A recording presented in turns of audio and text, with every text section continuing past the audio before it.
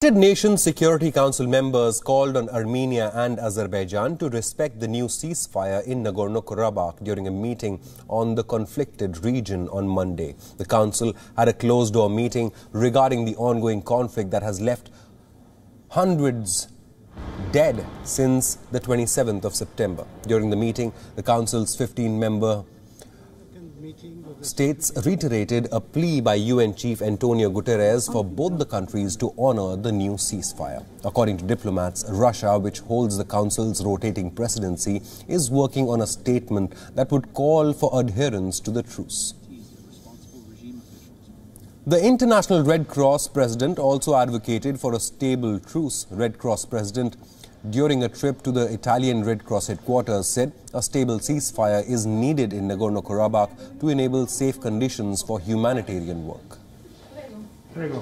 Despite all the difficulties, we have provided hospitals and medical facilities with surgical instruments. We have made and maintained basic humanitarian work, but in order to scale that, we need a ceasefire at least for certain moments of the day, which holds in order to be active. Meanwhile, a Turkish delegation met the Azerbaijani president in Baku on Monday. Amid the ongoing conflict between Azerbaijan and Armenia, the Turkish delegation, led by Parliament Speaker Mustafa Şentop, is on a three-day official visit to Azerbaijan.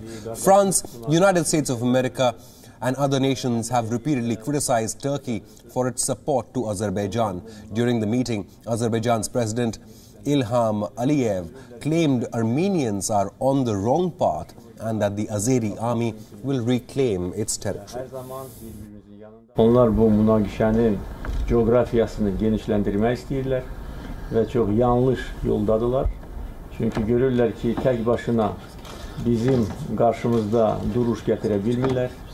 Döyüş meydanında biz onları məğlub edirik. Hər gün çox gözəl xəbərlər gəlir cəbhədən. Bugün səhər mən yeni köylərin azad edilməsi haqqında məlumat vermişəm. Və Azərbaycan ordusu zəfər marşındadır və bütün qarşımızda duran vəzifələr, görevlər yerinə yetirilir.